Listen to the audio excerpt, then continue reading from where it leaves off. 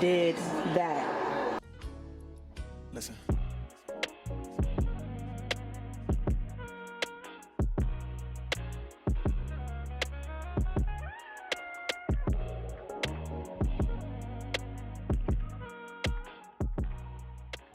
Aloha, beautiful people. It is your girl Fire here, and welcome back to my YouTube channel. In today's video, I'm going to show you how I pulled off making lau lau. I really didn't think I could do it, but I did it, and I want to share the recipe, especially if you're missing home and you're somewhere on the East Coast or somewhere else around the world that don't have access to Hawaiian restaurants. A lot of the ingredients that is used in this recipe is not traditional, but I promise you the taste is very familiar, if not spot on. Now, for those that don't know, lau lau is one of the most popular traditional Hawaiian dishes. If you go to any one of the 8 islands, I highly recommend you going to a local restaurant because you might be able to try it homemade. We all know homemade is better. If you're on Oahu, go to Waihole Poi Factory. Waihole Poi Factory is really, really good. It's made with pork and butterfish and wrapped in a leaf from a taro plant, but ours is a little bit different. So let's go over the ingredients. Lau lau is made up of 5 components that give it its distinct flavor. So I kept that in mind while I bought my ingredients. I used banana leaf for my wrap. My meat of choice today was chicken thigh fillets. You could also do pork. I used salted cod fillets in combination with king salmon because king salmon is very fatty fish. That's exactly what you want. The fattier, the better. Do not go lean. And then I got collard greens, and I didn't show it, but Malanga Coco is kind of like a substitution for taro. Now that you have all your ingredients, let's get started with the Kalua chicken. It's very easy to make.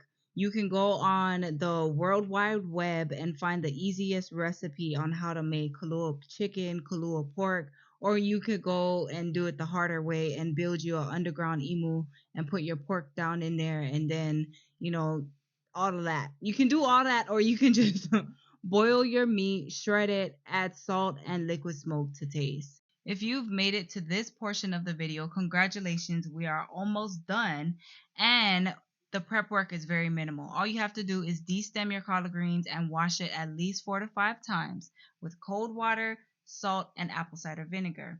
Now, you guys remember that I'm half black, right? So I know a little something about gritty collard greens, and we don't want that. And I don't want that for you or your family either. So make sure you wash your collard greens thoroughly. So, I guess we'll wrap it like that or something. So you can cut it like smaller a little bit. Or, well, no, not really. Use the whole thing. There's 1, 2, 3, 4, 5. So I'll just use the just real one good pack. ones. Yeah. Yeah. I'm gonna take banana leaf and like this. Then I'm gonna take the collard greens, three to 4 pieces depending on how big it is, and I kind of just make a bed for it like that. Take piece of salmon, piece of cod, very, very salty. Don't put too much. I put it right on top of the salmon, like that. Take some Kalua chicken, put it in the middle, like that. Wanted to put sweet potato, but then this is closer to taro. I've never heard of it, but hopefully it turns out good. But we're gonna put this in here, like that, and then we're gonna wrap it. So like that.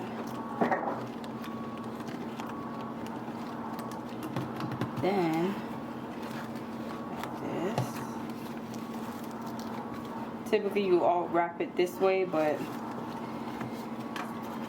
we don't have tea leaf. So, it looks like lau lau. Yeah, it looks nice. Take twine, butcher's twine, place the seam side up to lock everything in.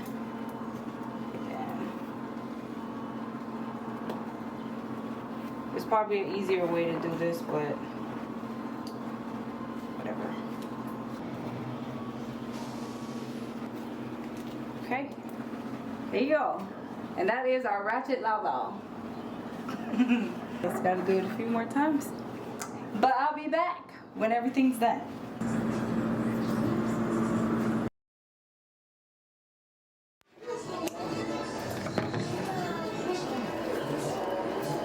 So good. This is what it looks like. So the collard greens is really tender, like the luau leaf. And on the inside, you got salmon, cod, the taro, and a Kalua chicken.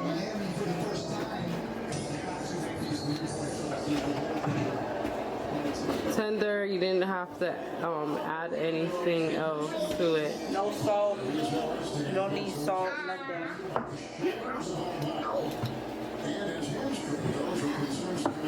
You're right, you're right. Yes, and her hula skirt too. And taro, taro. Good, good. Don't steal my recipe.